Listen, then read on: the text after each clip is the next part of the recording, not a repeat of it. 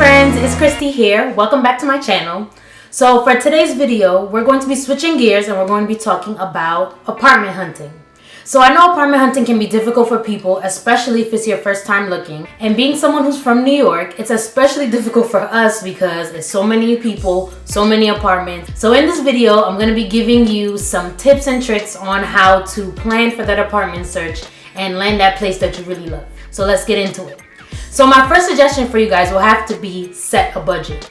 And in setting a budget, you have to make sure that you're very real with yourself and know what you can contribute to a place aside from your other responsibilities. So what I did when I was setting my budget was I took my monthly paycheck amount, so added up those bi-weekly checks, and I got the monthly amount, and from there I was able to subtract those monthly bills that I might have, loan payments, and yeah, whatever necessities that need to be taken care of for the month, I made sure I subtracted it from that number. And from there, I gave myself a spending budget so that, I still have my play money, and I'm not just spending all my money towards rent and living paycheck to paycheck. And from there, I found a nice kind of like rounded number that I felt like I'll be able to contribute to a place and still be able to live my daily life. So now that I've set aside a budget, I also had to ask myself, does this budget allow me to live alone where I want to live, or will it require me to have a roommate? And in this instance, because New York City is so expensive, I knew I would need a roommate because otherwise I felt like I wouldn't be able to save the way I wanted to, or just be able to live the kind of lifestyle that I feel like I wanted to live. You want to go out, you want to like live life, right? So I decided that a roommate was the best thing for me so that I would be able to set aside my money the way I felt was good for me. Along with this budget, you also have to decide on whether your budget allows you to, or if you would like to budget for something called a broker's fee. And what that means essentially is that will you be looking for apartments where you have to pay the broker to show you and find you the apartment, or will you use another scenario where you just find those apartments on your own and the landlord or whoever's putting the apartment for rent will have to pay those fees themselves? For me, I was trying to ball on a budget, so that broker's fee life wasn't for me, and I decided to just work harder to do that search on my own and have no fee to pay. So another suggestion I have that really helped me out when I was looking for my apartment was making a list of your wants versus your needs. And when we're talking about wants versus your needs, you know what that means, and let's be real about it again. So for me, for example, when I was looking for my apartment, I knew that I had a lot of stuff and I would need somewhere for all those things to be, right? So when I was searching, I either wanted a 1-bedroom with a big closet, or I needed a 2-bedroom so I could turn that 2nd bedroom into a closet. For you, it might be different. You might be someone who cooks a lot, so you want a really nice kitchen, or you're someone who likes to entertain, so you need a large living space. So it really depends on who you are as a person and what you want to accomplish in your apartment. Especially when it comes to living with someone else, I find that it's important to kind of lay down those wants and needs so you guys are on the same page when you're looking for apartments. Because otherwise, when someone else is searching, they might not look at that aspect of the apartment, whereas that might be the first thing that you're looking for. So now that we've talked about setting a budget and making a list of your wants versus your needs, I think it's safe to say we could go on to starting the search.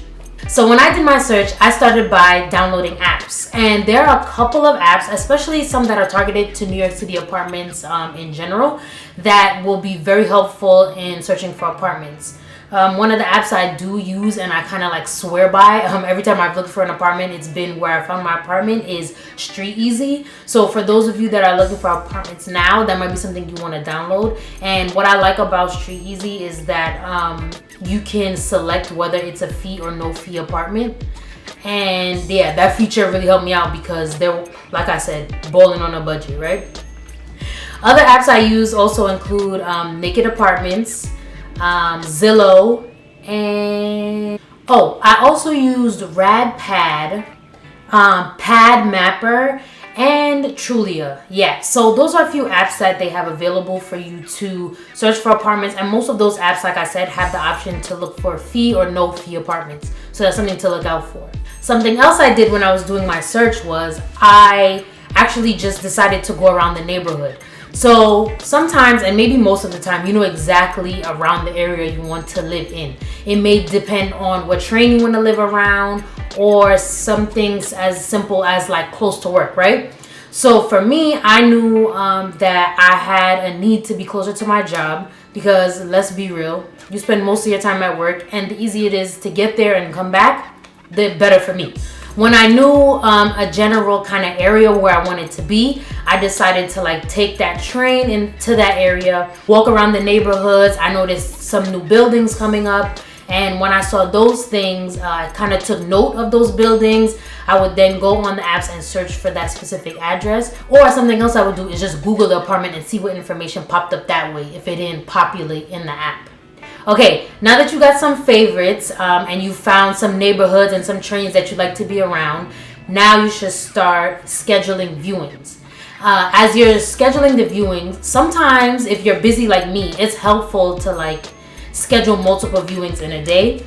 And my roommates and I, what we did when we were looking for apartments was we would schedule them sometimes after work, or sometimes the best days also is the weekend, because there's a lot of open houses on Saturdays and Sundays, and then you can also schedule other viewings on those days, so you can go back to back in that same neighborhood and visit different apartments.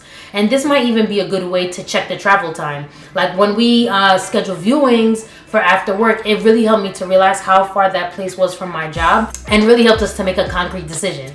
So when you're looking for that apartment, just make sure that you remember that this is a place where you want to be comfortable, where you want to be able to have friends over, or even just have your stuff laid out the way you want it to be laid out.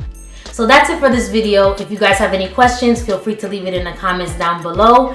Don't forget to like and subscribe, and I'll see you in the next one. Bye!